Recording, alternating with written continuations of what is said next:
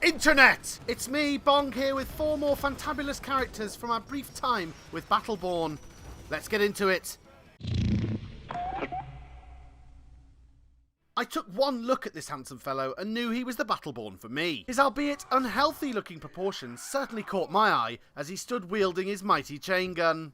Montana's gargantuan pectorals soak up just as much damage as you might expect, and he has a particularly interesting trait that means that the hotter his chain gun gets, the more damage it deals. Muscles, minigun, Montana.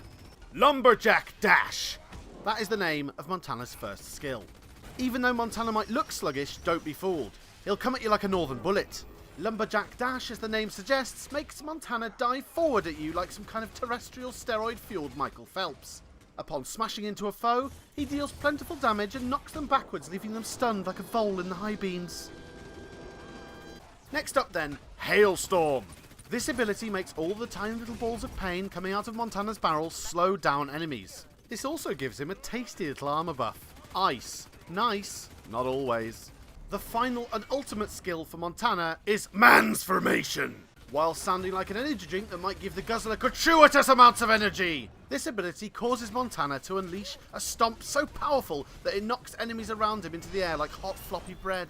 During the slam, Montana mansforms to resemble Colossus from the X-Men. With his new shiny metallic skin, he takes reduced damage for a short time. Overall, I really enjoyed playing Montana, especially when a Miko player took a particular shine to keeping my health topped up and we crushed everything that got remotely near us. If you're a fan of the medic-heavy combo in Team Fortress 2, then Montana and a healer of your choice might be the ideal combo for you and a loved one to use as you skip merrily into the killing fields.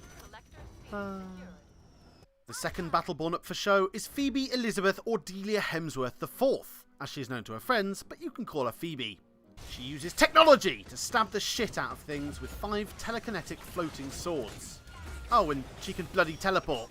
Like a posh Sam Carter from Stargate SG-1, but without the massive ring or the splooshy watery wormhole. Phase Gate, Phoebe's first skill, allows her to teleport in the direction she is facing. When she blinks forward, she emerges like an incredibly dangerous butterfly, dealing damage to all nearby enemies with her pointed metal sticks. Secondly, Blade Rush. Her next skill does exactly what it says on the digital Ronseal tin. Phoebe hurls 4 charged rapiers into the enemy, carving them up like yesterday's roast ham. Seeing as how melee is Phoebe's game, a mildly ranged attack fits nicely into her hot little repertoire. Lastly then, the ultimate, Blade Cascade. A cascade of blades that causes many rapiers, tens some might say, to fall from the sky, dealing out decent damage over time. Standing within this rather substantial area for any period of time might be akin to standing in an open field in the middle of a hailstorm on a traditional Scotch summer's day. In layman's terms, suicide. Okay. As for my overview, I must point out here that I did not personally get a chance to play Phoebe, as I was off interviewing a lovely man named Randy. Luckily, a weary bystander wanted to sit down and took my place for a round. He couldn't comprehend my config, and so played using the controller. After watching back the footage, however, Phoebe looks to be an agile and useful Battleborn, and her hot melee looks right up my street. Ambra, the next Battleborn, is a spicy little priestess with magical sun powers. At first, she's a strange character to wield, being both an adept healer as well as a pretty strong damage dealer in the late game. She also possesses a gauntlet that allows her to steal life from her opponents and a flame shield passive that instantly pops as soon as she gets any kind of negative status effects. That's classic futuristic sun-worshipping Egyptian-style dancing priestesses for you. Her first skill, Sunspot, harnesses the powers of miniature suns. These tiny nuclear furnaces detonate on contact with either friend or foe. The sunspots will heal your allies and scorch your enemies like hot, buttery, Icarus-shaped pancakes. The second skill in Ambra's armory is Solar Wind. This ability conjures up a fiery gust that knocks enemies away from you as well as healing allies. One word, Wind Burn. Oh wait, that's 2 words. Fuck it! Ultimate! Ambra's ultimate skill, Extinction Event. Sounds just as cataclysmic as it is. Do you see any dinosaurs in Battleborn? No? Well, neither do I, and I'm pretty sure we have Ambra to thank for that. Thanks, Ambra! Extinction Event summons a flaming meteor, which slams into the ground, dealing damage to anyone under it. It also scorches the earth below, and burns anyone who's stood in the area for a few seconds. In closing, I had a fairly brief time with Ambra, and I feel like she's possibly a very, very strong Battleborn in the right hands. She's got self-heals, damage, and team healing, which makes her very survivable and very versatile in lots of different scenarios. If you're looking for an all-rounder, Ambra could be for you. Saving the best for last, my personal favourite of the few Battleborn that I got to try was Marquice. Formerly Phoebe's robotic butler, his AI's gone screwy and now he's hellbent on raising explosive owls and looking rather quite dapper. His cane doubles up as both a sniper rifle and a close-range pistol, and he also has a pocket watch that controls time.